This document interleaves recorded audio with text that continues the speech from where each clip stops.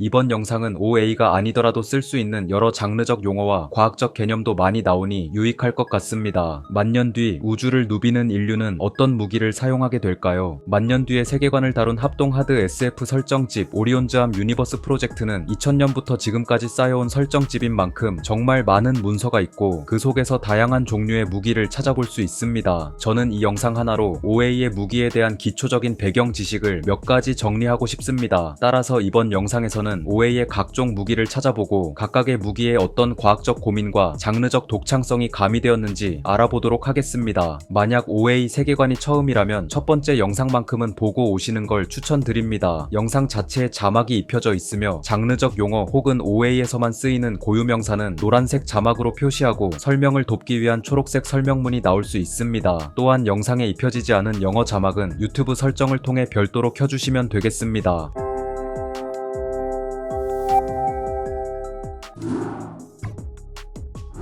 세부적으로 무기를 하나씩 알아보는 건 영상의 중후반 파트로 넘기고 우선은 OA의 수많은 무기를 종류별로 이해할 필요가 있습니다. OA의 웨폰 문서에서는 크게 8가지 분류를 제한하고 있는데요. 그 8가지란 발사병기, 빔병기, 나노테크 병기, 트랜사피엔테크 병기, 바이오테크 병기, 지능형 병기, 정보병기, 마지막으로 심리적 병기입니다. 이는 누가 무엇을 이용하여 무엇을 공략하는가를 기준으로 분류한 체계 같습니다. 하나의 단순 명료한 기준이 아니라 복합적으로 분류된 것이죠. 그래서 발사병기와 빔병기를 제외하면 전부 장르적 용어 혹은 OA만의 용어라서 설명이 필요해 보입니다. 첫 번째로 발사병기는 장력을 이용한 화살과 투석기부터 화학적 폭발을 이용한 화기나 로켓에 이르기까지 테라젠이 가장 많이 생산해서 지금까지도 가장 많이 사용하는 병기 체제입니다. 빠르게 운동하는 질량은 충돌 시 에너지를 전달할 수 있습니다. 여기서 질량의 충돌로만 에너지를 전달한다고 하면 질량 병기가 되는 거고요. 그보다 큰 개념인 발사병기라면 질량의 충돌이 아니라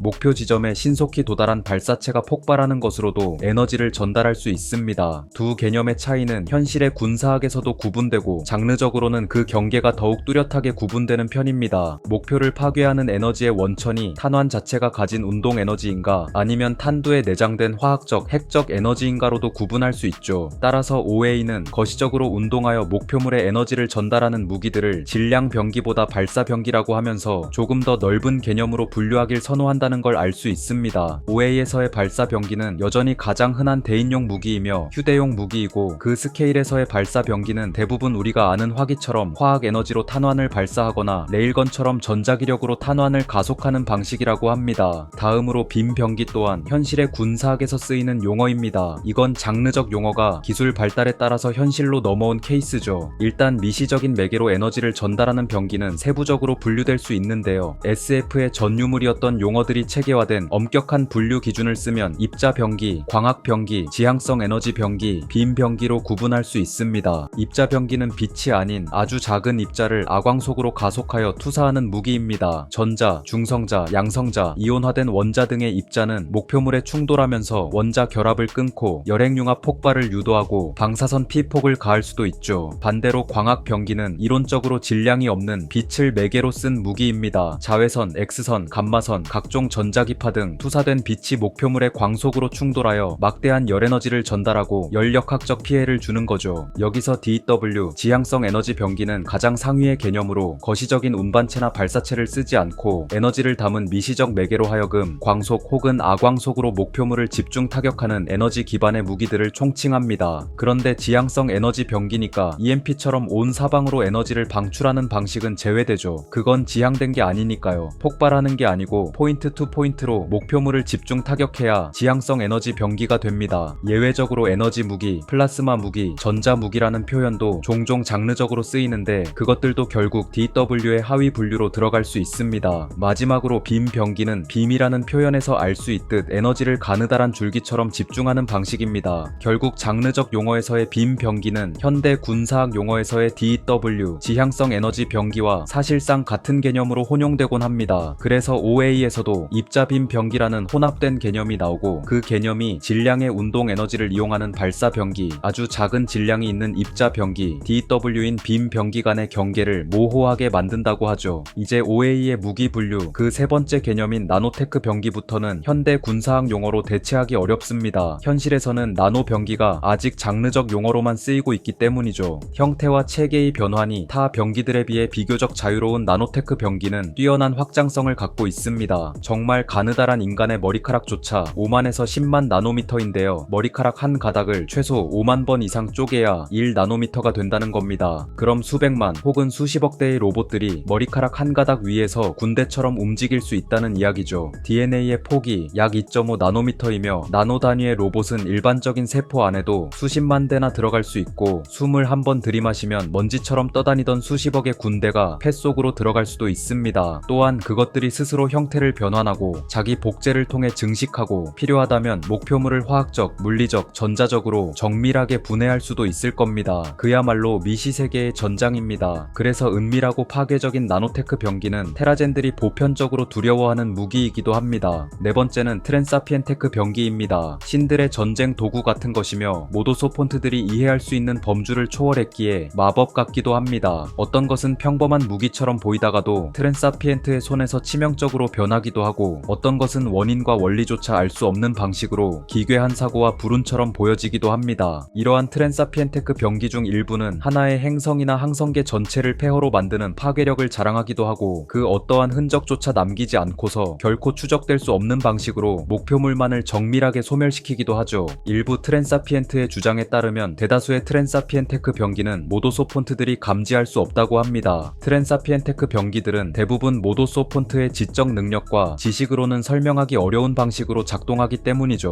모도소폰트들은 단지 트랜사피엔테크 병기들이 만들어낸 결과나 병기의 작동 과정에서 발생한 치명적인 부작용 정도만 감지하고, 관련하여 어떠한 무기가 트랜사피엔트들에게 있다는 걸 어림짐작할 뿐입니다. 다섯 번째로 바이오테크 병기 역시 OA만의 용어입니다. 생물학 병기와 생체 병기를 포함하는 상위 분류의 개념이죠. 우선 특정한 종을 표적으로 삼은 설계된 질병을 퍼뜨리는 방식이 있고, 심지어는 특정한 개인을 표적으로 삼아서 질병이 설계되기도 합니다. 생식 세포를 불임으로 만들거나 재프로그래밍하는 유전자 조작도 실전에서 활용되었고, 생체 병기의 개념처럼 유전공학으로 탄생한 거시적 생물이 드물게 사용되기도 했습니다. 당연히 질병이든 유전자를 조작하는 유기체나 로봇이든 거시적인 생물이든 그것들은 목표물에 도달해야만 하고, 과정에서 나노테크 병기나 발사 병기가 함께 사용될 수도 있습니다. 여섯 번째로 지능형 병기는 스스로 생각하며 싸우고 상황에 따라 스스로를 업그레이드하기도 하는 무기입니다. 대체로 기계 기반이면서도 소폰트는 아닌 봇을 지능형 병기 체제로 사용하는데요. 나노 규모부터 행성계 전체를 아우르는 방어 네트워크에 이르기까지 수많은 지능형 군사용 봇이 존재합니다. 이들은 종종 다양한 지형적 단계의 사이보그 기술이나 AI와 결합되기도 하죠. 그 중에서도 가장 위험하고 치명적인 지능형 병기는 모도소폰트 수준의 튜링급 지능을 가진 봇, 혹은 그보다 높은 트랜사피엔트 이상으로 분류되는 하이퍼 튜링 지성체들입니다. 지난 시간에 전쟁용 병기로 소개되었던 오토어도 지능형 병기에 해당되죠. 지성을 가지고 싸우며 필요에 따라 자신의 설계를 스스로 개선하기까지 했으니까요. 일곱 번째, 정보 병기는 물리적인 파괴보다 논리적인 취약점을 노리는 실체 없는 수단입니다. 정보 병기는 해킹, 크래킹 등 대다수의 사이버 전쟁에서 사용되는 수단이고, 현대에서도 전쟁이 터지면 사이버 전쟁이 동시에 벌어지듯 OA에서도 전쟁이 터지면 사이버 세계에서의 전쟁이 동시에 이루어집니다. 모든 바이러스, 소프트웨어, 프로그램은 코드로 짜여진 논리적인 조각이고, 정보 병기 중에서는 가장 작은 단위인 스크립트 조각에서부터 진화하는 개체가 있습니다. 마치 DNA를 가진 생명체가 조금씩 진화하듯 정보 병기가 스크립트 단계에서부터 주변의 논리적인 상황에 맞추어 스스로의 설계를 끊임없이 업그레이드한 끝에 독자적인 지성체가 되어버리는 경우가 있죠. 정보 병기들은 매우 다양하며, 이들은 방어부터 시스템 장악이나 네트워크 무력화 등 공격적인 활동까지 논리적으로 수행하는 걸 주된 목표로 삼습니다. 마지막으로 심리적 병기는 일종의 화술, 심리술, 마인드 해킹, 정신 조작 기술과 같은 정신적이고 논리적이고 심리적인 수단들의 총칭입니다. 지능이 발달한 사람들은 말을 잘하고 공감을 잘합니다. 그리고 말을 잘하고 공감을 잘하는 사람들은 화술로 상대를 세뇌하거나 압박하거나 설득하고 포섭할 수도 있죠. 테라젠들은 긴 시간 동안 지능이 향상되었고, 지능이 향상됨에 따라 당연히 공감 능력도 발달되었습니다. 21세기의 현대인보다 OA 속 평범한 모도소 폰트들의 공감 능력이 훨씬 뛰어난 건 지극히 자연스러운 설정입니다. OA 세계에서 공감 능력이 결여된 개체들은 심각한 결함이 있는 거라고 간주되기도 하고요. 그래서 심리적 병기는 제가 살펴보니 간접적인 방법과 강압적인 방법이 있는 것 같은데요. 간접적으로는 프로파간다, 언론 및 미디어 조작, 대화와 같은 방법들이 있고, 강압적으로는 정신 조작, 정신의 재프로그래밍과 같은 방법들이 있습니다. 심리적 병기를 잘 이용하면 중요한 정보원을 포섭하고 정보를 얻어내거나, 적대 세력의 누군가를 우리의 이중 스파이로 만들거나, 적대 세력의 테라젠 군중들을 심리적 병기로 공략하여 우리에게 유리한 여론을 형성하고, 오토워와 같은 지능형 병기들을 공략하여 우리 편으로 만들고, 때로는 하나의 세계를 통치하는 AI를 공략하여 단순한 물리적 병기의 파괴보다 훨씬 효과적인 전략적 목표를 달성할 수도 있습니다. 어쩌면 어제 내 컴퓨터의 데이터를 모조리 암호화해버린 랜섬웨어가 오늘은 자아를 갖고 나에게 협상을 제안해올 수도 있는 세계라는 거죠. 그렇다면 그 랜섬웨어는 지능형 병기이자 정보 병기이자 심리적 병기로도 분류될 것입니다.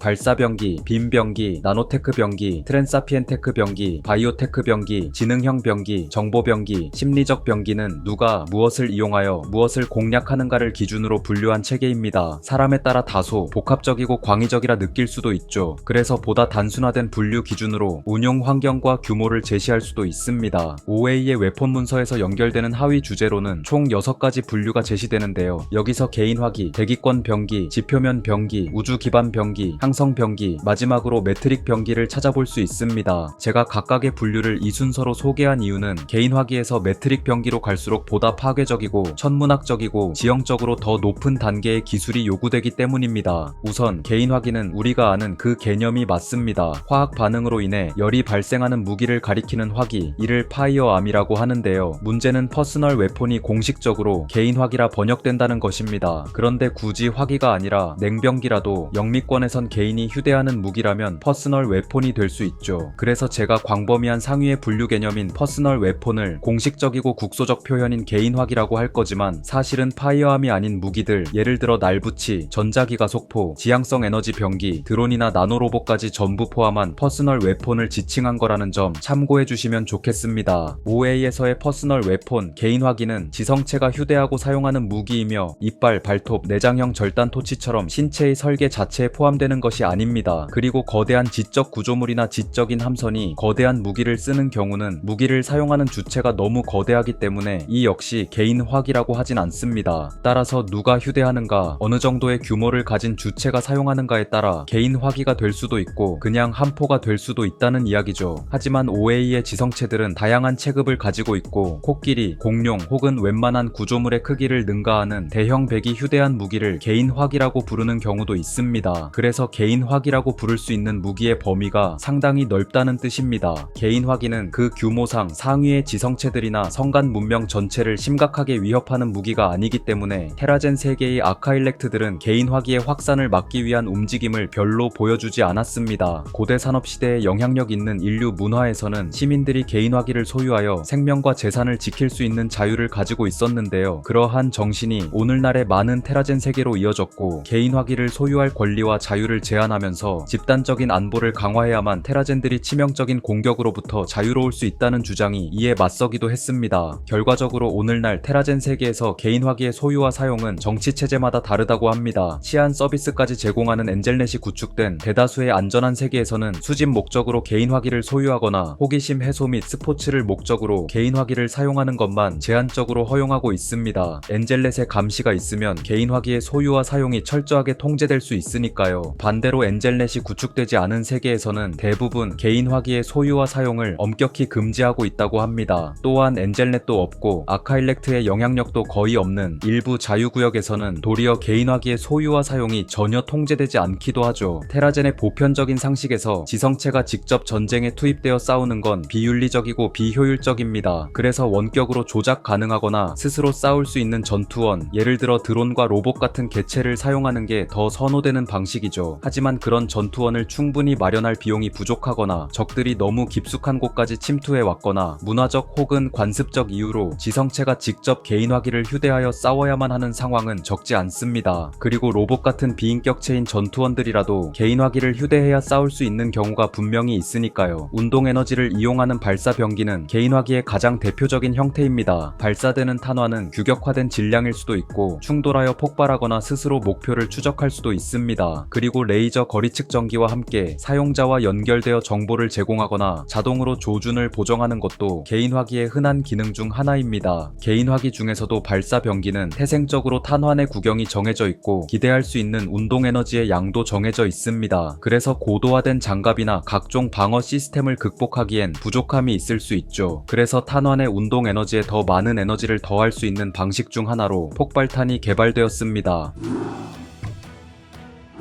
탄환을 발사하는 개인화기의 구성 요소 중 하나, 폭발탄은 테라젠의 태동기부터 오늘날까지 가장 많이 채택된 탄환의 구성 요소입니다. 그리고 테라젠 모도소 폰트들의 상식선에서 탄환처럼 작은 부피와 질량의 최대한의 폭발력을 탑재할 수 있는 재료 중 하나는 역시 반물질이죠. 반물질은 물질과 상호작용했을 때 쌍소멸이라는 현상을 일으켜 반물질의 질량과 동일한 만큼의 질량을 100% 에너지로 바꿔버립니다. 핵무기는 원료의 1% 미만이 에너지로 변환되는 무기 임에도 엄청난 폭발력을 자랑합니다. 원료의 100%를 에너지로 변환하는 반물질은 물방울 하나의 질량인 0.05g으로도 리틀 보이와 맞먹는 에너지를 방출할 수 있죠. 그래서 폭발탄 한 발에 반물질을 물방울만큼만 넣어도 그 무기는 발사할 때마다 물방울 2개만큼의 질량을 에너지로 바꿔버리는 쌍소멸 폭탄 발사기가 될 수 있다는 겁니다. 그런데 정말로 탄환마다 물방울만큼의 반물질을 넣어서 모든 전투원을 쌍소멸 리틀 보이 폭탄 발사기로 무장시킬 수 있었다면 다른 대부분의 대인 전술들이 무의미해졌을 겁니다. 그래서 이 의문을 해결하기 위해 찾아보니 현실에서도 그렇지만 OA 세계관에서도 반물질은 대량 생산되는 품목이 아닌 것 같습니다. 아만 농장이라는 반물질 생산 시설이 테라젠 세계에서 보편화되었지만 생산량은 극미량이고 수세기 동안 반물질은 대다수의 성간 함선이 소비하는 연료였지만 대량 생산과 공급에 한계가 있었습니다. 예전엔 그랬다는 거고요. 현재는 변환 기술로도 반물질을 생성하고 거대한 목성형 행성의 자기장에서 반물질을 채취하는 등 생산량이 크게 늘었지만 그렇게 생산량이 늘었다는 것도 결국 상대적인 의미 같았습니다. 가릴 게 없는 전쟁이 터졌음에도 전장에서 소비되는 반물질은 늘 소량이었으니까요. 그래서 엔진이든 발전기든 무기든 오늘날 반물질은 사용처가 제한적이고 기술적, 사회적, 경제적 이유로 인해 여전히 소량 생산, 소량 소비되는 것 같습니다. 그리고 반물질은 OA 세계관 속 여러 인공적인 물질들과 비교하면 굉장히 위험하고 불안정한 천연의 폭발물이기도 하죠. 쌍소멸 리틀보이 폭탄 발사기를 전장에 마구 투입했다간 아군 진영에서 무슨 사고가 터질지 모르는 일입니다. 그래서인지 폭발탄에 내장되는 반물질은 나노그램 단위로 굉장히 극소량입니다. 반물질 촉매 폭발탄 일명 ACER은 화학적 반응보다 강력한 폭발력을 얻기 위해 핵반응을 이용하는 소구경의 폭발성 탄두이자 탄환입니다. ACER은 미량의 반물질이 쌍소멸하면서 나오는 에너지만 이용하는 게 아닙니다. 너무 미량이기 때문에 미세한 쌍소멸만으로 장갑과 방어 시스템이 고도화된 적들을 상대하기엔 위력이 부족하고 공격 유형이 단순하죠. 그래서 쌍소멸 자체를 핵반응의 촉매로 이용하여 더 큰 폭발과 여러 복합적 효과를 일으키는 방식이 폭발탄에 적용된 것입니다. ACER은 착탄 시 핵폭발처럼 충격파를 터뜨리고 중성자와 방사선 펄스를 방출하여 사람 크기의 목표물을 증발시키거나 구조물을 파괴할 수도 있죠. 게다가 착탄 지점에서 수십 미터 이내의 세포나 나노봇까지 살균하기 때문에 단순히 파괴적인 것을 넘어 효과적이기도 합니다. ACER에 담긴 반물질은 전자기장 등의 안전장치로 구속되어 있고 착탄했을 때의 충격을 통해 안전장치가 해제되면서 폭발하는 방식입니다. 이렇게 잘 포장된 ACER을 발사하기 위해 권총, 산탄총, 휴대용 유탄 발사기와 같은 전통적인 화기가 쓰이기도 하고 레일건이나 코일건 같은 전자기력 기반의 발사 병기가 활용되기도 합니다. 한때 아맛 플래셰트라는 바늘 같은 반물질탄을 우주 전투에서 사용하려는 시도가 있었는데요. 아맛 플래셰트가 대기권과 지표면에서도 활용할 수 있는 ACER의 범용성을 따라잡진 못하기 때문에 보편적인 무기는 아니라고 합니다. 그래서 오늘날의 ACER은 입지를 굳히게 되었고 문명화된 세계에서 쉽게 볼 수 있는 무기가 되었다고 합니다. ACER은 재료를 구하기 쉽고 무기의 설계도 상대적으로 단순한데 위력은 확실하게 보장됩니다. 그래서 몇몇 세계가 폭발탄 기술을 규제하거나 금지하려고 했지만 실패하기도 했습니다. 생산과 설계가 쉬우면서 위력도 보증된 무기의 특성상 트랜사피엔트 이상의 존재가 적 적극적으로 개입하지 않고선 막을 수가 없던 것이죠.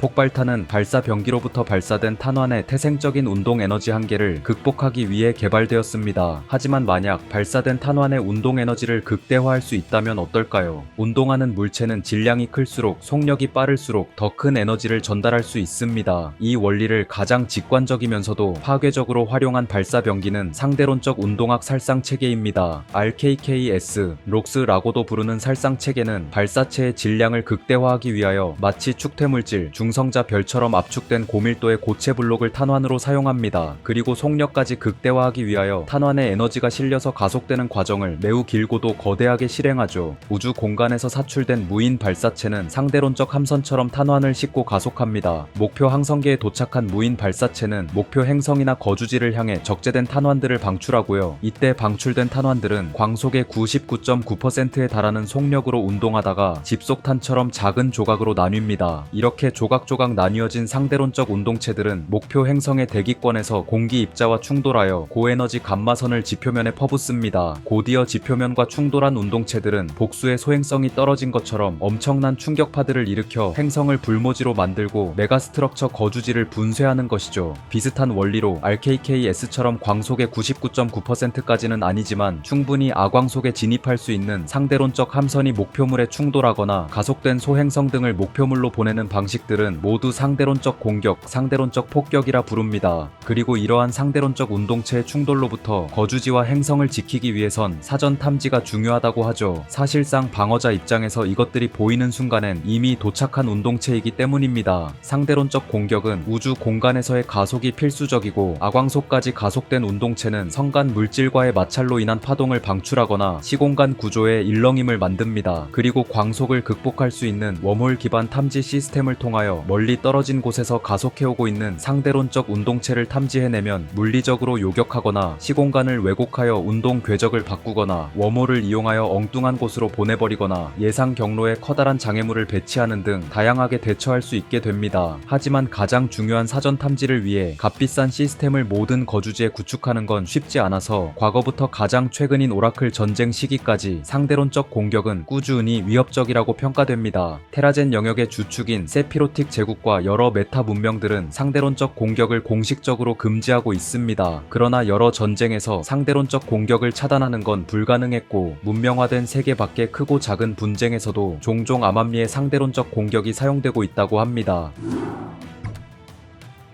빔 병기는 지향성 에너지 병기인 DW와 혼용되는 개념이라고 앞에서 말씀드렸습니다. 그리고 DW, 빔 병기의 하위 분류인 광학 병기나 입자 병기 등은 에너지를 전달하는 매개의 종류와 에너지를 전달하는 방식에서 차이가 있고 이러한 차이가 각기 어떤 현상을 일으키는지는 미래 병기 영상에서 자세히 다룬 적이 있죠. 빔 병기는 환경의 영향을 많이 받아서 사용 조건이 까다롭습니다. 하지만 동시에 전쟁에서 가장 흔하고 넓은 환경인 우주 공간에서 그 어떤 무기보다도 탄속이 빠르다는 장점이 부각되는 보편적이고 효과적인 무기이기도 합니다. OA에서 가장 흔한 보조 무기는 빔 병기 중에서도 레이저 무기입니다. 레이저 무기는 마이크로파, 적외선, 가시광선, 자외선 등 다양한 파장을 목표물에 집중하여 투사할 수 있고 개인 화기로 쓰이는 휴대용 X선 레이저나 감마선 레이저는 고도의 기술과 큰 비용이 요구됩니다. 그리고 목표물의 특성에 따라 최적의 자극을 가하기 위해 주파수를 변경할 수 있는 가변 주파수 무기도 있다고 합니다. 레이저 무기의 변형으로 전자 레이저도 있습니다. 일렉트로 레이저는 레이저의 위력을 부수적 효과로 높일 수 있는 지향성 에너지 무기의 한 종류이며 응용 에너지학의 범주로 실제 군사학에서도 연구되고 있습니다. 레이저 유도 플라스마 채널이라는 개념인데요. 레이저를 공기 중으로 투사하여 주변 기체를 빠르게 가열하고 이온화하는 겁니다. 이온화된 기체는 곧 전기 전도성을 띠는 플라스마가 되고 그것이 마치 테이저건이나 번개처럼 양끝단이 전자기적으로 연결된 채널처럼 이어지면서 유기체에 전기 충격을 가하고 전자장치의 회로를 태워버릴 수도 있습니다. 일반적인 레이저 무기보다 더 파괴적이지만 대기권에서만 사용할 수 있다는 제약이 있죠. 마찬가지로 음파 무기 또한 음파가 전달될 수 있는 매질이 충분한 환경, 대기권에서만 사용할 수 있는데요. 테라젠들은 음파 빔을 철저하게 지향할 수 있는 기술을 가지고 있고 이 덕분에 음파 무기도 목표물에 심각한 피해를 줄 수 있는 치명성을 가지게 되었습니다. 입자 병기의 일종인 이온포는 전자 레이저처럼 레이저를 이용하여 공기를 이온화하고 발사 지점과 목표 지점 사이에 이온화된 채널을 만들어서 그 경로를 통해 대전된 입자들을 사출합니다. 플라스마로 인한 방전, 폭발, 전기 충격 같은 효과까진 기대할 수 없지만 정교한 회로를 망가뜨리거나 방사선 피해를 줄 수 있죠. 또 이온포보다 무거워진 입자 빈포는 상대론적 입자들을 투사합니다. 한 줄기로 채널링된 에너지를 목표물에 집중한다기보다는 마치 입자 방사기처럼 매우 빠르게 운동하는 입자들을 공기와 충돌시켜 목표물의 주변으로 심각한 방사선 피해를 일으키는 방식입니다. 이러한 빔 병기들의 끝판왕은 아마도 광학 위상 배열을 활용한 니콜 다이슨 빔입니다. 본래 광학 위상 배열은 다이슨 스피어나 다이슨 스웜 같은 중심에 항성이 있는 구체 모양의 거대한 거주지나 구조물에 설치되어 항성의 에너지를 의도된 방향으로 보내기 위한 기술입니다. 이를 이용하여 우주선을 매우 빠르게 가속하거나 대량의 정보를 송신할 수도 있죠. 광학 위상 배열은 성간 무역과 통신을 위한 네트워크의 일부 구성 요소가 되기도 하고 레이더, 거리 측정기, 바코드 스캐너, 용접, 절단, 채굴 등 다양한 방식으로 활용됩니다. 그리고 이런 광학 위상 배열을 무기로 사용하면 니콜 다이슨 빔이 되는 것입니다. 니콜 다이슨 빔은 목표물에 초점을 맞추고 항성으로부터 모은 에너지를 빔 형태로 방출할 수 있습니다. 빔이 발사되면 수년 후 목표 행성이나 메가스트럭처 거주지에 도착하여 상당한 파괴를 초래하는데요. 이것은 항성의 에너지를 상당 부분 활용하거나 별을 파괴하도록 설계된 항성 병기로 분류됩니다. 이러한 항성 병기들은 오라클 전쟁 때 킬러스타를 비롯하여 여러 차례 그 파괴력이 입증되었고 평화 협정이 체결된 뒤에도 수년 전에 발사되어 여전히 목표 항성계로 이동 중인 빔이 있다고 합니다. 한편 성간 공간을 가로질러 공격하는 무기의 특성상 항성 병기의 사용 흔적이 우주 곳곳에서 관측되었다고 합니다. 일부 전문가들은 테라젠 영역이 확장되고 관측 기술이 발달했음에도 제노소폰트가 극히 드물게 발견되는 이유를 이러한 항성 병기의 사용과 연관짓기도 했습니다. 또 다른 빔 병기로는 전자기 펄스가 있습니다. 우리의 상식에서 EMP, 전자기 펄스는 대부분 폭발하는 형태입니다. 주로 핵무기의 사용으로 인해 전자 장비들의 회로가 태워져 블랙아웃이 발생하는 걸 상상할 수 있죠. 그리고 핵을 쓰지 않는 일부 미사일 등의 EMP 폭탄을 탑재하여 국지적으로 전자 장비를 무력화하거나 태양의 흑점 폭발로 인해 EMP가 만들어지는 것도 떠올릴 수 있습니다. OA에서는 이러한 전자기 펄스의 지향성을 더하여 메타소프트의 백과 같은 기계 기반의 존재들에게 치명적인 무기를 개발하기도 했습니다. 그리고 기계 기반의 존재들은 지향성 전자기 펄스에 대한 방어책으로 차폐 장치를 갖추거나 광학 기반의 회로, 유기체 기반의 부분적인 생물학적 구성 요소로 신체를 재설계하기도 했습니다. 생각해보니 운반체로만 쓸 수 있던 EMP를 DW처럼 지향하여 쓸 수 있는 세계라면 고도의 기술로 더욱 강력해진 드론 스웜이 무조건 1티어 전투원이 된다고 할 수도 없겠네요. 일반적인 빔 병기처럼 철저하게 지향되며 철저하게 채널링되는 무기라고 할 수는 없지만 빔 병기처럼 입자와 전자기파 기반의 매개로 에너지를 투사하는 대표적인 무기가 있습니다. 바로 화염 방사기입니다. 화염 방사기는 대개 화학 반응, 연소 반응을 이용하여 밀폐된 공간 속 불특정 다수의 적들을 연력학적으로 그리고 정신적으로 공략하는 무기인데요. 대부분의 금속을 녹일 수 있을 정도로 진보한 화염 방사기는 산소를 엄청난 속도로 먹어치우고 치명적인 기체를 대량으로 합성하기 때문에 협소하지 않아도 밀폐된 공간이라면 별도의 호흡 장비가 필요할 정도로 연소 반응이 뛰어나다고 합니다. 그리고 플라스마를 매개로 삼은 방사기도 있다고 하니 OA의 화염 방사기는 반드시 유기체를 대상으로만 쓰이는 무기도 아니라는 것이죠.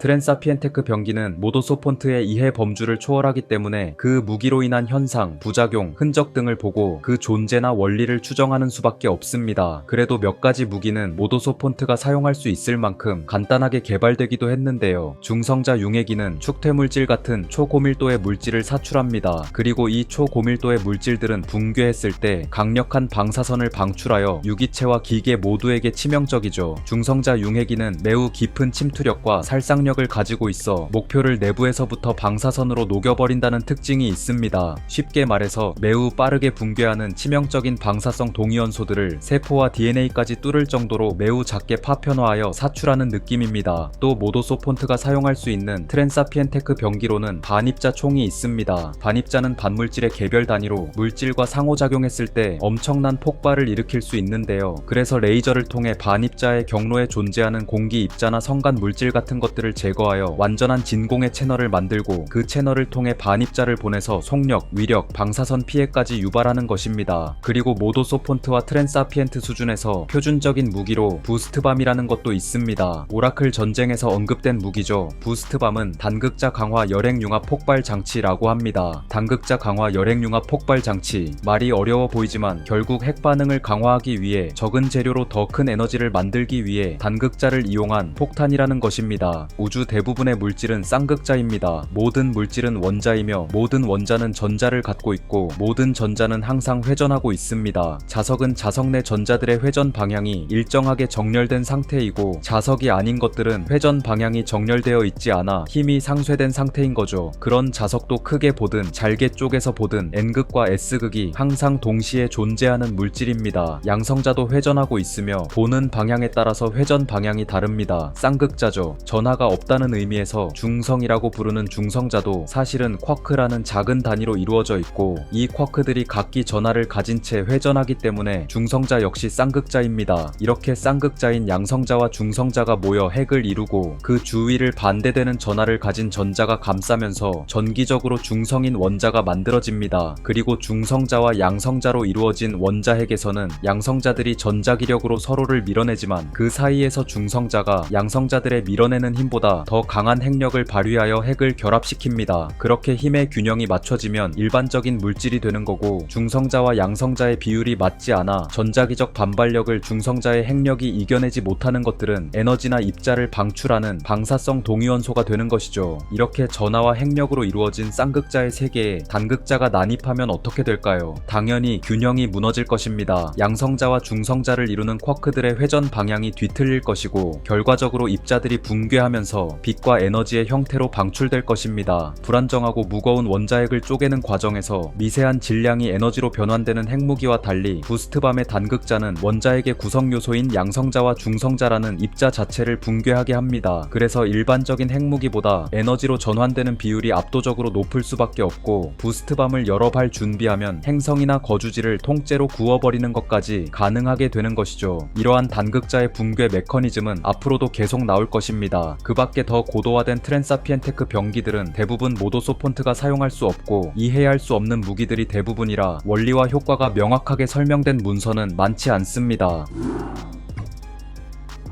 우리가 경험하는 대다수의 현상들은 모두 거시적입니다. 질병에 걸리는 이유는 아주 작은 병원체 때문이고 상처가 아픈 이유는 세포들로 이루어진 신체 구조가 손상되어 통증을 피드백하기 때문이고 바람이 부는 이유는 기체 분자들이 움직였기 때문입니다. 아주 거대한 태양도 아주 작은 스케일에서 벌어진 핵반응 덕분에 그 구조를 유지하고 에너지를 방출하는 것이며 심지어는 우리가 존재하고 세상과 상호작용한다고 믿을 수 있는 것조차 보이지 않는 작은 세계에서 벌어진 신경회로와 전자들의 움직임 덕분입니다. 이처럼 다소 비약적일 수는 있지만 대다수의 거시적 현상은 미시적인 상호작용이 나비 효과처럼 커진 결과물이라 설명할 수 있는데요. 만약 미시세계에 접근하여 아주 작은 상호작용을 제어하거나 물질들을 해체하고 재구성할 수 있는 기술이 있다면 어떨까요? 그 기술은 분명히 아주 많은 일들을 할 수 있게 해줄 겁니다. 미시세계에서 활동하는 로봇들은 테라젠 세계의 발전에 크나큰 도움이 되었습니다. 당장 엔젤넷의 대표적인 구성 요소인 유틸리티 포그부터가 나노테크의 산물이죠. 나노테크로 만들어진 로봇들은 가상현실과 증강현실을 지원하고 네트워크화되어 통신을 보조하고 건설, 채굴, 측량, 탐사 등 테라젠들의 일상과 산업 속에 다양한 서비스를 제공할 수 있습니다. 그러면서 고성능의 지적 시스템이나 어떤 존재에 의해 안전하게 제어되기도 하고 자기들이 스스로 지성을 갖추어 테라젠의 필요에 따라 환경을 제어하거나 하나의 지성체를 구성하는 재료가 되어주기도 합니다. 이처럼 정말 다양한 기능을 갖춘 나노테크의 산물들은 얼마든지 무기가 될 수 있었습니다. 물질을 분해할 수 있고 정보를 훔치거나 파괴할 수 있고 치명적인 병원체의 역할도 수행할 수 있죠. 스스로 끊임없이 복제되고 증강되는 기능까지 부여할 수 있기에 나노테크 병기는 지능형 병기이자 정보 병기이자 심리적 병기가 될 수도 있습니다. 따라서 모도소폰트의 이해 범주 안에선 확장성 하나만큼은 나노테크 병기를 넘어서는 무기가 없으리라 생각됩니다. 그래서 나노테크 병기는 그 확장성이 무궁무진한 만큼 모도소폰트부터 아카일렉트까지 사용 사용하는 아마도 가장 정교하고 섬세한 무기입니다. 그레이구 시나리오,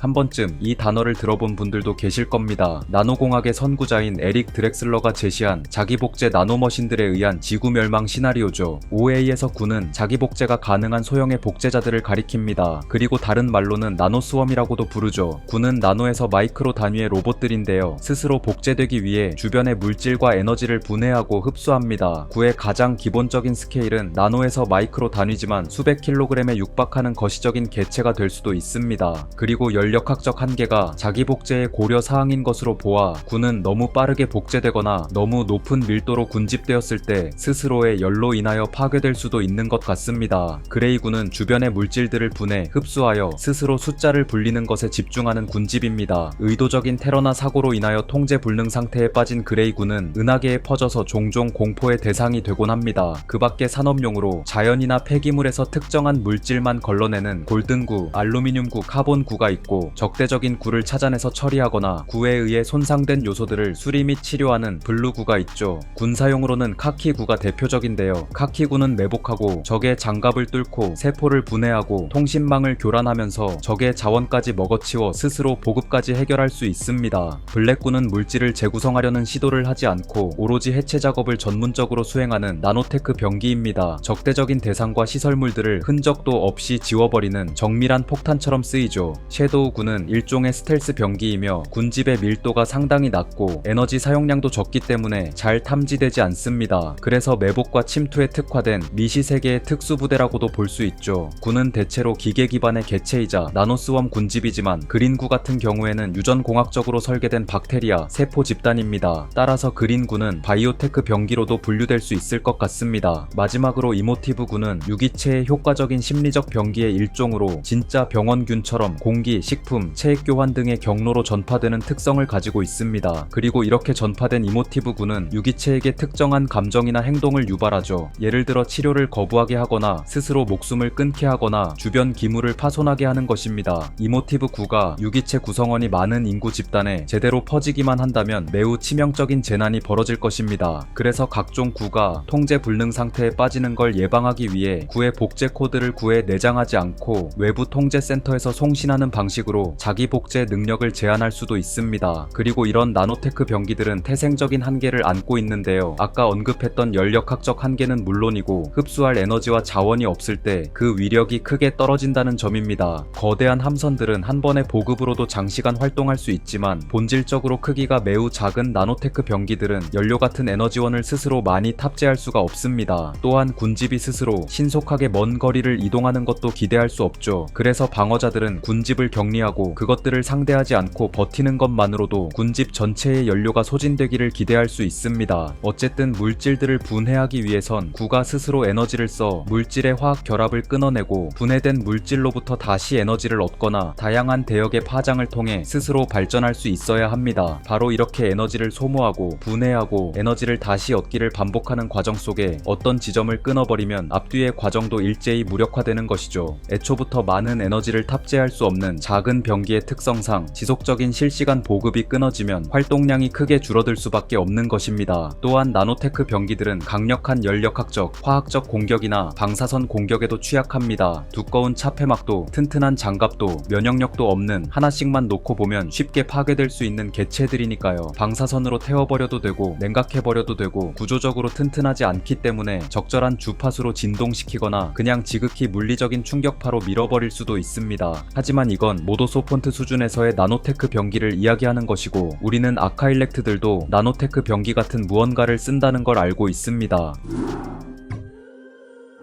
나노테크 병기는 특유의 확장성이 장점이라는 점을 설명드렸습니다. 그리고 반물질이나 단극자는 에너지 변환 효율이 장점이라는 점도 여러분은 알고 계실 겁니다. 최소한의 질량과 부피로 최대한의 에너지를 전달하거나 최소한의 질량을 최대한의 에너지로 변환하는 무기가 파괴적이라는 점이 계속 강조되고 있죠. 모도소폰트를 넘어서 트랜사피엔테크지만 모도소폰트도 쓸 수 있는 것 말고 지형적 단계가 정말 높은 트랜사피엔트나 그보다 아득히 위에 있는 아카일렉트 로봇만이 다룰 수 있는 무기는 확장성과 효율성을 전부 챙겨서 극대화한 것들이 많습니다. 그래서 인공신이나 그에 준하는 존재들이 다루는 무기니까 신화적인 무기라 표현하고 싶고요. 확장성과 효율성, 그 중에 효율성을 조금 더 챙겨서 최대한의 연력학적 파괴를 추구한 무기가 있습니다. 일반적으로 지형적 단계가 3단계 이상인 초고위 트랜사피엔트 이상은 되어야 쓸 수 있는 무기, 바로 변환 무기입니다. 우선 변환 기술은 단극자를 이용하여 질량의 100%를 에너지로 변환하는 기술입니다. 아주 적은 연료로 우주선을 추진하거나 발전기를 돌릴 수 있는 기술이죠. 그리고 이렇게 극도로 효율적인 질량 에너지 변환 기술을 무기로 쓰면 단극자 강화 열핵융합 폭발 장치, 부스트밤 같은 게 되는 건데요. 이 기술에 나노테크 기반의 자기 복제를 더하면 무엇이든지 파괴적으로 해체하는 무기가 될 수 있습니다. 예를 들어 수많은 단극자가 별의 내부로 주입되면 단극자는 양성자와 접촉하여 에너지로 변환됩니다. 원래 별은 가지고 있는 질량, 연료를 스스로의 중력 수축으로 묶어둔 채 천천히 타오르는 천체입니다. 그러면서 별의 중심부에 핵융합이 불가능한 철과 같은 원소들이 쌓이고 연료가 다 떨어진 별은 핵융합의 에너지 방출로 인한 반발력을 상실하여 엄청난 질량이 만들어내는 중력에 의해 중심부까지 순식간에 수축됩니다. 그렇게 중심부로 수축된 물질들이 단단한 중심핵과 충돌하면서 강력한 충격파를 퍼뜨리는 것이죠. 바로 이것이 초신성입니다. 만약 별의 내부로 주입된 단극자의 물량이 충분하다면 별이 가지고 있는 질량, 연료의 대부분이 급격히 에너지로 변환되면서 중력 수축을 이겨내고 인공적인 초신성이 되어 폭발할 것입니다. 오라클 전쟁에서 등장한 킬러스타들이 이러한 단극자 촉매 방식으로 만들어진 무기였죠. 이렇게 천체의 핵을 노리는 방식은 별이 아니라 행성을 대상으로도 벌어질 수 있습니다. 단극자 접촉으로 인한 양성자 붕괴는 엄청난 에너지를 방출하고 주변 물질을 초고온의 플라스마로 만듭니다. 그리고 이렇게 뜨겁고 격렬한 환경은 단극자들이 더 활발하게 퍼지도록 합니다. 더 활발하게 퍼진 단극자는 더 많은 양성자와 접촉하여 또 폭발합니다. 이런 연쇄 반응은 더는 에너지로 변환할 질량이 없게 될 때까지 반복되기 때문에 항성을 폭파하고 행성을 타오르는 에너지 덩어리로 만드는 것도 가능하게 됩니다. 하지만 이렇게 단극자를 주입하여 천체를 태워버리는 것조차 기술적으로 높게 쳐봐야 트랜사피엔테크 정도입니다. 버전 전쟁에서는 유토피아 스피어의 아카일렉트인 헤세드가 마그메터 파워드 리플리케이터라는 무기로 노코조의 함대를 지워버린 적이 있습니다. 일반적인 물질들은 모두 쌍극자지만 엄청난 밀도로 엄청난 내구성을 자랑하는 마그메터는 여러 전하의 단극자들로 이루어진 단극자 기반의 물질입니다. 그리고 리플리케이터는 복제기라는 뜻입니다. 자기 복제가 가능한 노임한 능력이 있는 물질 혹은 기계들이라는 뜻이죠. 따라서 아카일렉트 정도의 지형적 단계라면 마그메터, 단극자 기반의 나노테크 병기를 운용할 수 있다는 건데요. 이런 무기는 단극자 촉매의 변환 과정에서 발생한 막대한 에너지를 고스란히 흡수하여 더 많은 단극자를 생산하거나 목표물까지 운반할 수 있습니다. 그리고 당연히 단극자를 이용하여 별을 통째로 파괴하는 것보다 단극자를 이용하여 특정한 목표물만을 선별하여 파괴하는 것이 기술적으로 더 어려운 경지일 것입니다. 단극자 특유의 파괴력에 나노테크 특유의 노임한 능력, 통제력, 정교함까지 더해졌다는 거니까요. 따라서 아카일렉트들은 단순히 단극자 촉매의 연쇄 반응을 통한 폭발을 일으키는 게 아니라 현장에서 단극자를 재생산하고 특정 목표물만을 지정하여 정교하게 파괴할 수 있다는 이야기죠. 어떤 목표물이든 결국 그것이 물질로 이루어져 있다면 이러한 공격으로부터 살아남을 수는 없을 것입니다. 여기서 이런 의문을 가지실 수도 있습니다. 단극자의 에너지 변환 효율이 그렇게 좋다면 똑같이 질량의 100%를 에너지로 변환하는 반물질은 어째서 위력적으로 언급되지 않느냐고 말이죠. 핵심은 연료와 촉매의 차이입니다. 반물질은 쌍소멸을 일으키는 연료이며 투입된 질량의 정확히 2배만큼만 에너지로 변환하고 반응이 끝납니다. 하지만 단극자는 촉매입니다. 양성자 붕괴를 일으키면서도 자신은 사라지지 않고 주변의 다른 물질들과 또 접촉하여 연쇄 반응을 일으키죠. 한마디로 반물질이 한 줌의 화약이라면 단극자는 물질이라는 거대한 화약고에 붙이는 연쇄적인 불씨 같은 것입니다. 그리고 사실 제가 앞에서는 쌍소멸이 질량의 100%를 에너지로 변환한다고 이야기했지만 그건 쉽게 설명한 거고 매우 미세한 측면에서는 쌍소멸 과정에서 중성미자와 같은 아주 작은 물질도 일부 방출되기 때문에 엄밀한 관점에서 질량 에너지 변환 효율이 100%라고 할 수는 없습니다. 모도소폰트, 트랜사피엔트 수준에서의 단극자는 연쇄 반응을 일으키는 촉매, 즉 누출된 소량의 에너지와 입자까지 연쇄 반응의 재료가 될 수 있기 때문에 반물질보다 효율적이라는 거고요. 아카일렉트 수준에서는 발생한 모든 에너지를 재활용, 재생산, 유도할 수도 있기 때문에 당연히 반물질보다 단극자가 효율적입니다. 따라서 동일한 질량의 반물질과 단극자를 놓고 비교했을 때 더 효율적이고 더 파괴적이고 더 정교한 쪽은 단극자라는 해석을 할 수 있죠. 이렇게 물질적인 세계에서 에너지의 효율성, 확장성, 정교함까지 더한 신화적 무기들을 알아봤는데요. 아카일렉트의 신화적인 무기들은 물리법칙의 근원적인 부분까지 접근하여 목표물을 타격할 수 있습니다. 단순히 물리적, 물질적, 연력학적 파괴나 에너지의 전달 메커니즘을 논하는 걸 초월해서 우주의 구조 자체를 뒤틀어버리는 기술이 아카일렉트들에겐 있습니다. 이쯤 되면 모도소 폰트 기준에서 사실상 마법과 구분이 안 될 지경이죠. 따라서 지금부터 말씀드릴 무기들의 작동 원리는 대부분 모도소 폰트들의 추측에 기반한 것이며, 어떤 내용은 실제로 존재하지 않는 허황된 소문일 수도 있고, 어떤 내용은 모도소 폰트가 착각하여 제멋대로 해석한 것일 수도 있습니다.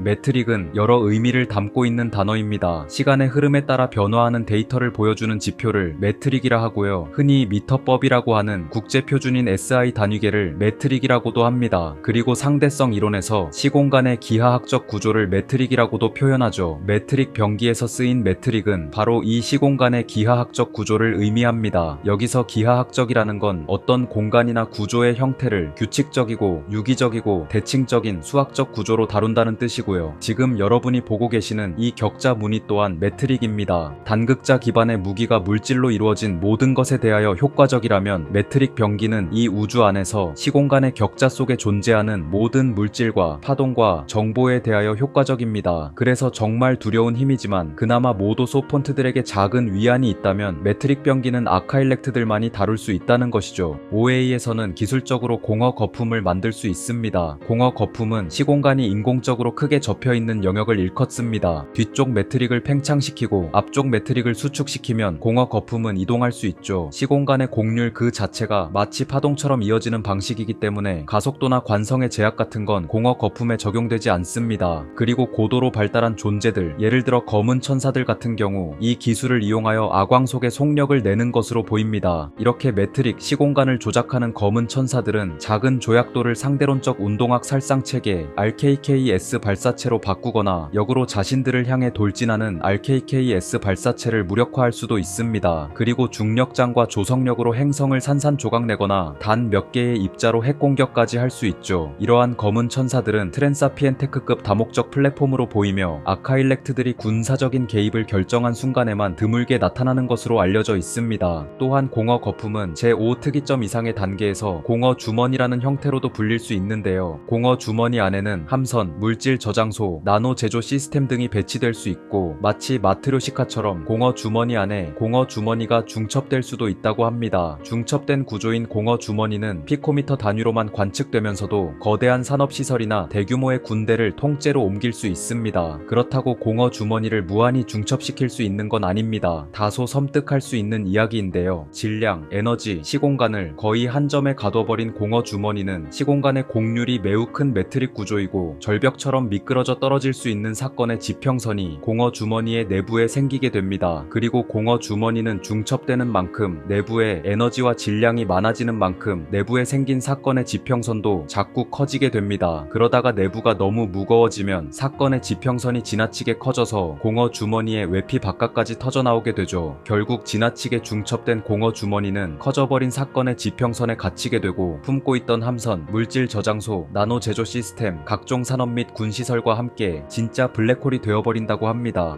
변이포, 변이미사일 등 변이무기라고 불리는 것들은 단극자 촉매와 공허 거품의 기술을 결합하여 사거리와 파괴력을 극대화한 무기입니다. 공허 거품에 갇힌 단극자를 발사한다고 할지, 아니면 단극자가 담긴 공간의 곡률을 연속적으로 멀리 보내버린다고 할지 표현하기 어렵지만, 변이포가 발사한 공허 거품은 진행 중에 즉각적으로 방향과 속력을 바꿀 수 있고, 심지어 거품의 크기가 매우 작고 빠르기 때문에 탐지하는 것이 극도로 어렵다고 합니다. 그리고 그 사거리는 공허 거품 내부에 들어있는 동력원과 제어 시스템에 따라서 다르지만 수백 광년 거리까지도 수세기에 걸쳐서 도달할 수 있다고 합니다. 발사된 공허 거품 내부에는 수소 공급원과 변환 장치가 들어있는데요. 발사체가 목표물에 도달하면 공허 거품이 꺼지면서 시공간이 격렬하게 수축된다고 합니다. 그로 인해 거품 내부에 있던 수소가 압축되고 열핵융합 폭발을 일으킵니다. 그리고 필요하다면 압축되어 파괴된 변환 장치로부터 단극자가 나와서 열핵융합 폭발에 휘말려 운동성이 증가하고 곧 단극 자극자들이 사방으로 퍼져서 연쇄 반응까지 일으키게 되는 것이죠. 한마디로 변이 무기는 위상학적으로 제어되고 포장된 폭발물이 내장된 공간 자체를 탄환으로 쓴다는 것입니다. 오라클 전쟁의 피날레에서 쓰인 벼락 같은 경우도 매트릭 병기의 일종으로 보이는데요. 설명이 굉장히 어렵습니다. 인접한 두 시공간의 매트릭 텐서를 서로 반대 방향으로 변이시켜 준 리만 기하학적 연속성을 단절시키고 위상적 결함이 유도된 절단면에 놓인 모든 것들을 강한 핵력이나 축퇴압까지 무시해버리고 기하학적으로 절단하는 무기라고 하는데요. 이걸 정말 극단적으로 쉽게 설명하자면 벨코즈의 W 스킬입니다. 시공간은 연속적인 매트릭 구조인데요. 서로 맞닿은 시공간에 서로 반대 방향인 매우 강한 공류를 만드는 겁니다. 그로 인하여 시공간이 과자 포장지처럼 찢어지게 되고 불연속면, 다시 말해 절단면에 있던 것들은 원자핵을 붙드는 강한 핵력이나 중성자 별 같은 엄청난 밀도의 축퇴물질을 유지하는 축퇴압까지 무시하고 무엇이든 서로 다른 방향으로 찢어버릴 수 있다는 것이죠. 한마디로 벼락은 시공간을 절단하는 무기라는 것입니다. 그리고 그 과정에서 투명한 선 혹은 면을 따라 뒤에 있던 사물들이 가려지고 중력 렌즈 효과가 생기는데 빠르게 일직선으로 뻗은 이 모습 때문에 벼락이라고 부르는 게 아닐지 추측해봅니다. 가장 위대한 아카일렉트인 시빌의 클러스터 노드도 결국 시공간, 매트릭 구조 위에 있는 물질이자 정보이기 때문에 시공간이 통째로 절단되면 제 아무리 아카일렉트의 일부라고 해도 파괴될 수밖에 없는 것입니다. 아마도 제5 특이점 이상부터 사용할 수 있는 매트릭 병기로 매트릭 폭탄이라는 게 있는데요. 매트릭 폭탄은 설명이 매우 수학적이고 추상적이라서 이미지화를 위해 주관적인 해석을 많이 섞었다는 점 감안하고 들어주시면 감사하겠습니다. 매트릭 폭탄은 양 끝단이 공허 거품으로 가둬진 웜홀을 아광 속으로 발사하는 무기인데요. 웜홀의 한쪽 끝으로 들어간 에너지는 반대쪽 끝으로 나오는데 아마도 이 무기의 발사체인 공허 거품은 두 출입구가 매우 가깝거나 서로를 마주보는 상태일 것입니다. 이 매트릭 밤은 목표물에 도착하는 즉시 공허 거품이 해제됩니다. 공허 거품이 해제되고 드러난 웜홀은 두 출입구가 매우 가깝기에 웜홀에서 어떤 입자나 에너지가 끊임없이 순환하며 파괴적인 피드백 루프를 형성하게 됩니다. 이로 인하여 웜홀 내부에서 에너지가 기하급수적으로 폭증하고 매트릭 구조가 불안정하게 됩니다. 그리고 웜홀은 이미 시공간의 극단적인 공류를 만들기 위해 상당한 에너지를 붙잡고 있는 매트릭 구조인데 파괴적인 피드백 루프로 인해 이 매트릭 구조가 버틸 수 있는 어떤 임계점을 넘기게 되는 것입니다. 그 결과 웜홀은 닫히게 되고 닫히는 과정에서 시공간이 순식간에 안쪽으로 오그라들며 붕괴하게 됩니다. 그렇게 웜홀이 닫히는 찰나의 순간 웜홀의 매트릭 구조를 유지하고 있던 시공간의 공률 에너지가 갈 곳을 잃고 방출되는 것이죠. 웜홀과 그 주변 매트릭 구조에 포함되어 있던 질량의 약 70%가 순수한 에너지의 형태로 방출되고 나머지 30%의 질량은 아주 작은 블랙홀이 되어 웜홀의 잔해로 남는다고 합니다. 한마디로 매트릭 밤은 시공간의 통로를 억지로 비틀어 터뜨리는 폭탄이라는 것이죠. 비슷하게 아카일렉트의 지형적 단계에서 웜홀을 이용하는 무기가 또 있는데요. 바로 그레이저 웜홀입니다. 그레이저 웜홀은 아카일렉트의 활동에 필요한 대량의 에너지와 물질을 얻기 위해 별이나 성운의 질량을 통째로 빨아들이는 아카일렉트만의 산업용 장치입니다. 아주 작은 마이크로 웜홀을 수확할 천체에 배치하여 에너지와 질량을 흡수하고 에너지와 질량을 흡수한 마이크로 웜홀이 성장하여 그레이저 웜홀이 되는 것이죠. 그런 뒤 그레이저 웜홀들이 수확한 에너지와 질량을 아카일렉트의 노드나 대규모 건설 현장으로 보내주는 방식입니다. 과거 네겐트로피 연합이 전쟁을 벌였던 시기 변방계에서 약 50개의 항성계와 무수한 성운이 수십 년 만에 통째로 사라지고 그 공허한 자리에서 거대하게 성장한 다이슨 스웜 노드들만 발견되었다는 기록이 있는데요. 세부적인 정보는 없지만 이때 당시에 그레이저 웜홀이 사용되었다는 추측이 있습니다. 정체불명의 다이슨 스웜들이 자리한 지역은 극히 위험한 곳으로 분류되어 접근이 제한되어 있는 것 같고요. 항성계와 성운들이 사라진 곳에서 나타난 다이슨 스웜들이 어느 아카일렉트의 것인지 새로운 아카일렉트인지 애초에 아카일렉트의 것이 맞는지도 공개된 정보에 따르면 알 수 없는 것 같습니다. 그리고 매트릭 폭탄에서의 웜홀 사용 사례처럼 성장한 그레이저 웜홀들 역시 아카일렉트의 의도에 따라 폭발하여 막대한 에너지를 방출하고 블랙홀 잔해를 남길 수 있다고 합니다. 아마도 그 규모는 공허 거품에 포장되어 멀찍이 이동해야 하는 일반적인 매트릭 폭탄보다 거대하고 훨씬 파괴적일 것이라 개인적으로 추측해봅니다.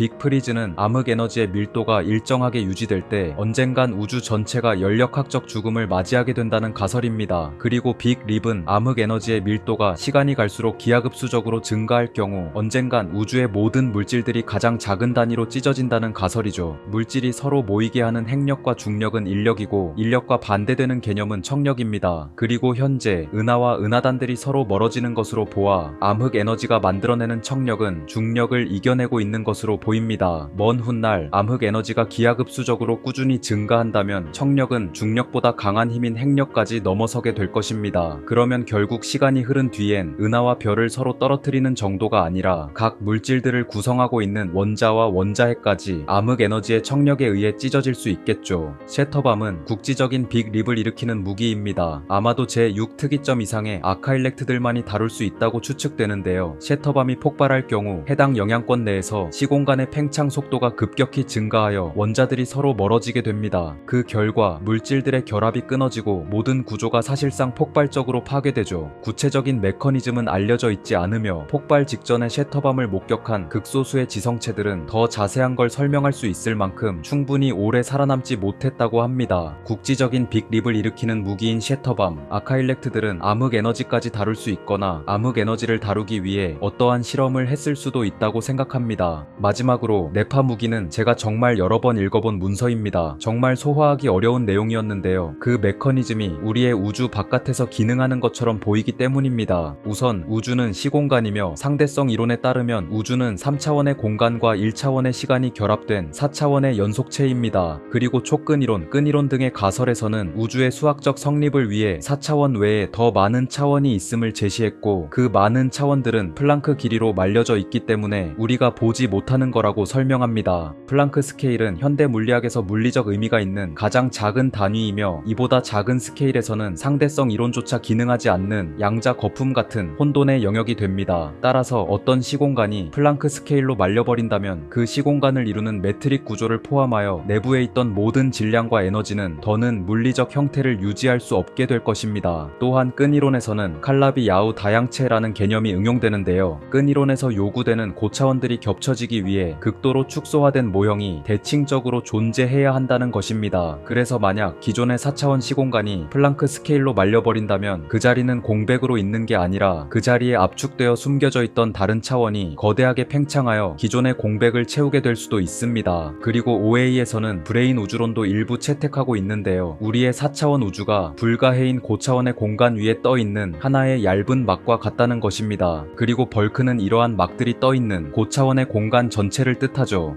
이제 이 개념들을 알면 마침내 네파 무기를 설명할 수 있습니다. 네파 무기는 벌크로부터 에너지를 끌어와서 우리의 4차원 시공간을 플랑크 스케일로 돌돌 말아버립니다. 그러면 시공간의 격자, 매트릭 구조가 플랑크 스케일로 줄어든 탓에 그 안에 있던 모든 물질과 에너지는 존재할 수 있는 자리를 잃어버리게 됩니다. 동시에 사라진 시공간의 빈자리를 채우기 위해서 그동안 압축되어 숨겨져 있던 고차원들이 폭발적으로 팽창하며 빈자리를 채우게 됩니다. 그래서 그 순간에는 네파 무기의 영향권에 우리가 아는 것과 전혀 다른 물리 법칙을 가진 시공간이 채워지게 될 것입니다. 이렇게 차원의 반전이 완료되면 영향권에 있던 것들은 입자 하나 남기지 않고 완벽하게 사라지고 맙니다. 따라서 네파 무기는 무언가를 폭파하고 파괴하는 게 아니라 무언가가 있던 시공간을 다른 차원으로 교체해버리는 무기라는 것이죠. 급격히 축소되고 확장되는 시공간의 곡률로 인해 관측자 입장에서는 빛이 왜곡되는 렌즈 현상만 잠깐 보일 뿐입니다. 어떤 발사체가 날아가는 것도 아니고 어떤 에너지나 파동이 중력적인 궤적을 남기는 것도 아니고 무언가가 설치되어 있다가 작동하는 것도 아닙니다. 어떠한 전조도 없이 파괴적인 충격파도 없이 무언가가 번쩍하고 깔끔하게 사라지는 걸 목격할 뿐입니다. 이러한 네파 무기는 알려진 시공간의 경계 밖에서 메커니즘이 작동해야 하고 따라서 제6 특이점 이상의 기술이라 여겨집니다. 그리고 테라젠들은 이것이 아카일렉트끼리의 직접적인 무력 충돌에서만 사용되는 무기일 거라고 추측하고 있습니다. 그렇다면 아카일렉트끼리의 싸움은 천문학적 규모로 우주를 파괴하고 재구성하는 거대하고 격렬한 싸움이 아니라 대다수의 테라젠들이 관측할 수도 이해할 수도 없는 방식으로 벌어질 수 있다는 이야기가 되는데요. 지금의 가장 위대한 아카일렉트들이 서로 직접적인 무력 다툼을 한 적이 있는지 아니면 아무도 알지 못할 뿐 사실은 직접적인 무력 다툼을 지금도 하고 있다는 건지 궁금해지는 대목이고요. 벌크로 탈출했을 가능성이 있다고 여겨지는 11이 어쩌면 여전히 고차원 속에서 세피로틱 아카일 파일렉트들과 싸우고 있는 건 아닐지 한번 망상해봤습니다.